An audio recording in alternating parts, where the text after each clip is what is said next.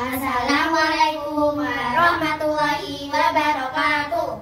Salam sains, salam lestari untuk bumi. Perkenalkan, nama saya Fausia Askia Safujana, finalis OSK 2024. Namaku Nabila Fatia Azhara, kolaborator 1. Namaku Aisyah Alfani, kolaborator 2. Kali ini kami akan membuat pakajan. Air merupakan sumber daya alam yang paling vital bagi keberlangsungan hidup manusia, bahkan semua makhluk hidup. Oleh karena itu, sumber daya air harus dilestarikan agar ketersediaan air tetap tersedia. Salah satu dampak dari perubahan iklim adalah krisis air, bahkan air bersih. Kesulitan air bersih saat ini sudah bukan hanya ancaman, akan tetapi sudah mulai terjadi di banyak tempat, termasuk di beberapa kecamatan Trenggalek, terutama di daerah pegunungan.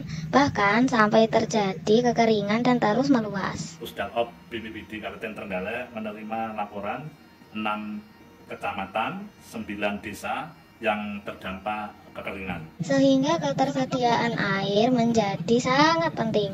Maka perlu upaya penyediaan dan penyimpanan air. Lalu bagaimana caranya kita bisa menyediakan air? Serta bagaimanakah cara kita bisa menyimpannya? Sehingga bisa digunakan untuk menunjang kebutuhan harian. Sumber daya alam apakah di pegunungan yang bisa kita gunakan sebagai sumber air untuk menyediakan kebutuhan air? Setelah mempelajari komik sains kuat dan sumber referensi lain, saya punya ide untuk bisa menyediakan air dan menyimpannya di daerah pegunungan, yaitu dengan membuat alat yang disebut pakajan. Berasal dari singkatan penangkap kabut, angin, dan hujan. Alat ini bisa digunakan untuk menyediakan air dan menyimpannya dari sumber daya air di pegunungan dengan cara yang mudah, murah, dan praktis, tentunya ramah lingkungan. Seperti ini cara pembuatan dan cara kerja dari pakajan. Cara kerja penangkap kabut.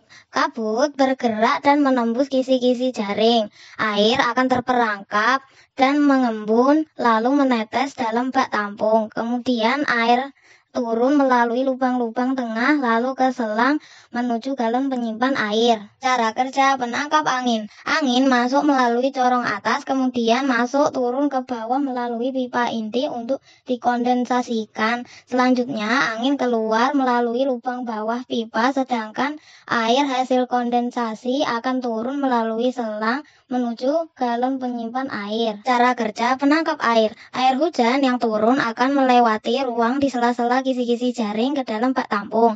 Kemudian air turun melalui lubang-lubang yang berada di tengah, lalu ke selang menuju galon penyimpan air. Dan kita akan mengamati dari segi penggunaan beberapa bahan penyusunnya dan lokasi ketinggian tempatnya dalam rentang waktu yang sama.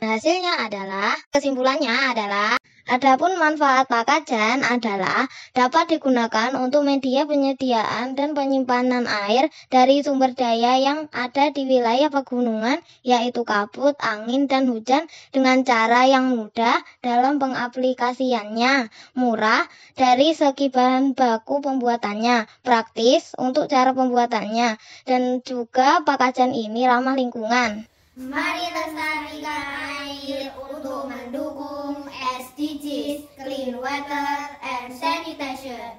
Berani 3B untuk bumi.